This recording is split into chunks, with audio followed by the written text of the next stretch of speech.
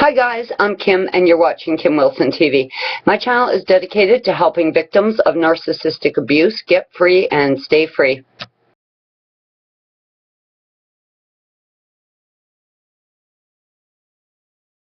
Now I want to talk again about revenge against the narcissist. Now, clearly when I produce a video that tells you that the best, safest way to get revenge is to walk away and not look back, that is a bit disappointing. And I can tell from some of the comments that some people are very disappointed by this option. Clearly, walking away and never looking back is absolutely going to be the best option for the victim. It's really the best option for the victim. But for the narcissist, I mean, you just dump them, discard them, walk away, go no contact. I mean, they're not sitting there pining for you, not at all. They've just moved on to a new victim. So this doesn't really feel like revenge, certainly not like kicking balls or whatever they got going on down there. And this is figuratively speaking, of course. No balls were actually injured during the filming of this video, and no balls should actually, keep your foot on the ground, okay? We don't want to commit a crime, and kicking someone literally in the balls would be considered a violent assault. Now, these are some of the things I did to Trevor in the final stages of my exit strategy. I had been thinking, that, oh yeah, he's getting it right in the balls. But I was stuck there for 7 months, okay, after I knew sure shit I was leaving. Like, I had absolutely determined this guy's gone too far. I had it with this fucking piece of shit. I'm out of here. But it did take me 7 months of pretty relentless exit strategy planning and getting my ducks in a row. But once all of that was done and I knew it was just down to a matter of time now, I was probably about 4 weeks out from being gone for good, that's when I sort of launched an attack on him. Now, if you see yourself being stuck with the narc, you don't want to agitate him too badly, because shit, you got to live there. If you're already free of the narc, for the love of God, do not go back. And always remember, you are never going to be a real contender in a fight with the narc, okay? So these are just some of the things that I did to Trevor to kind of boot his balls a little bit. Now, there is this kind of theory that if you look really super hot all the time, this is going to somehow unsettle your narc. Well, of course it isn't. The narc wants you looking great because the narc wants people to be envious of him. He wants to be able to stretch you in public like a piece of jewelry, so people are looking and thinking, oh man, he must be a cool guy. He's rocking this super cool chick, right? So, yeah, I don't understand that concept of looking great all the time. Okay, so what this is going to look like, okay, is if you're going out with the narc, Hagzilla, if you're getting ready to go out without him, get gorgeous. But what I would do is I'd bring out all the heavy armory. I mean, blow dryers, curling irons. I'd have all of it out. So he was just like pacing back and forth the bathroom door, wondering what the fuck I was doing in there, knowing full well I wasn't spending the day with him.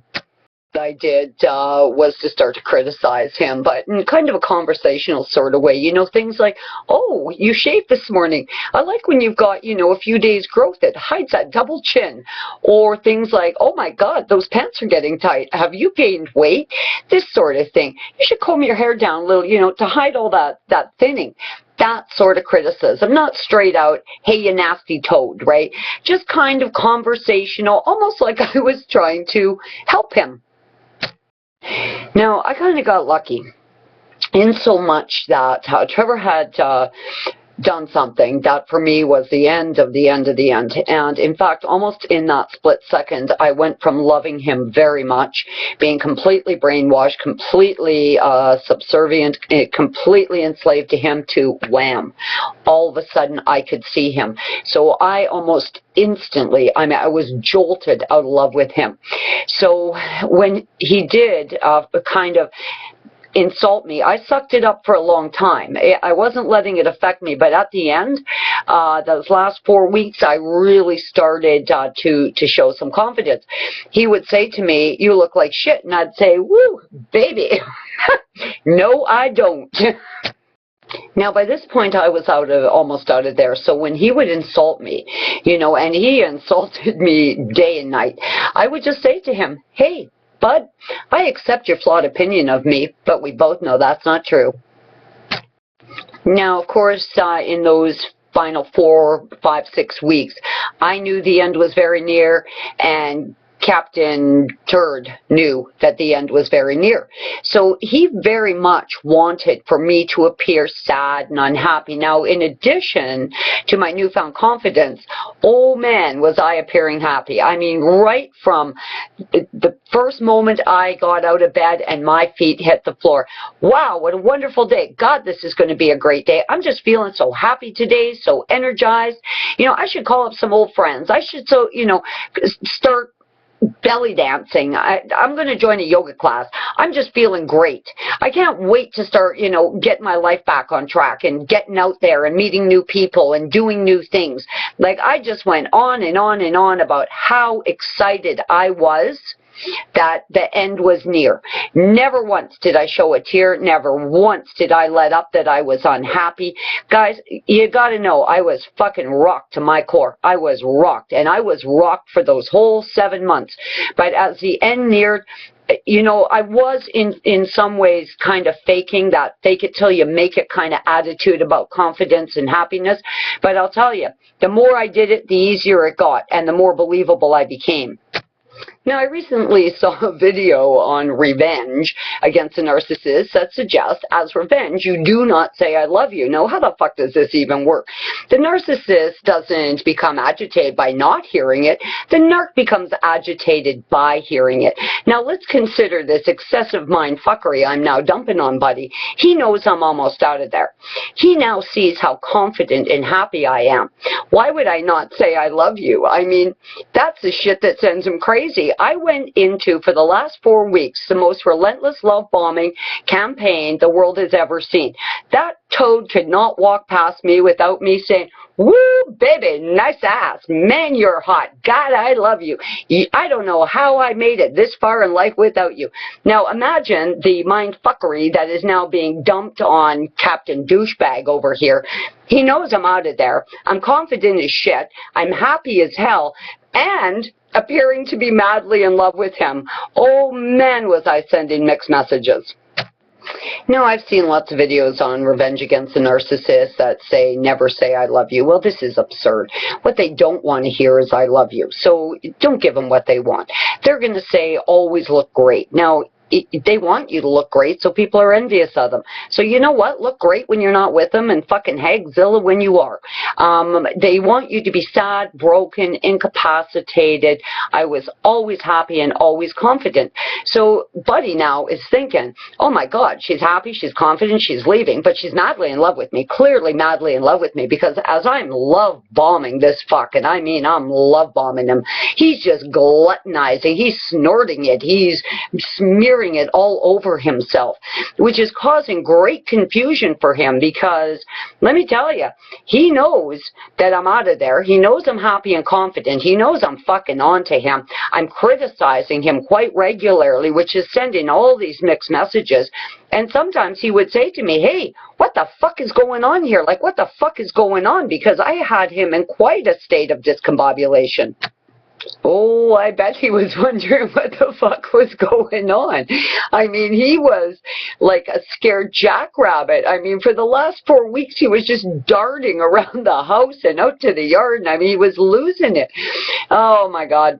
So anyways, when he would say to me, what the fuck is going on? I would just like go right off topic and create these really weird, elaborate stories that included my cousin in Toronto, my mother, my dog, and this was happening and that was happening, and just fucking let him have it with, as I call it, the devil's lettuce or word salad. I mean, splattering that motherfucker with it. It was really the most fun I had throughout the entire 5 years of fucking hell with that douchebag.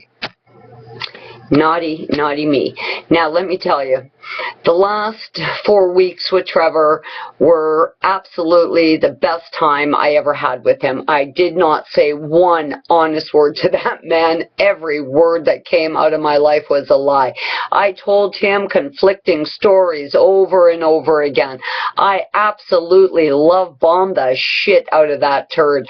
And I was, doing my best to appear happy and confident. Now, some morning mornings I'd get up and I'd cry in the shower, and I'd get out and I'd brush it off and say, today, this has got to be done because I'm out of here and this guy's getting fucking booted right in the fucking balls. I could say all day long that the best bet will be to disengage, but you know what? In your soul, you know that. You know that you are not capable of fighting evil. That's just what it is, okay? And be grateful. Be grateful you can't. I've always said I'd rather be a victim of narcissistic abuse than a motherfucking covert narc, because that is the other side of ugly, my friends. So you know what? We're always going to be in a winning position no matter how much it hurts. Truly, it is better to be the victim than a fucking covert narc. Now, this is my first video in a couple of days. I had to get up to a major center. I was in Regina for the last few days. I had some business there. But guys, I've missed you. I love you guys lots.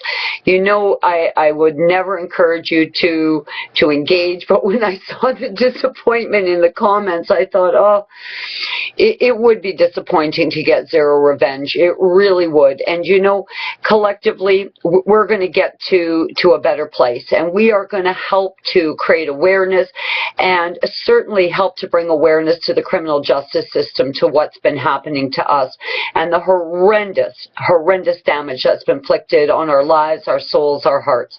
Guys, I love you a lot. Peace be with you. Thanks for watching me today. This is Kim Wilson TV.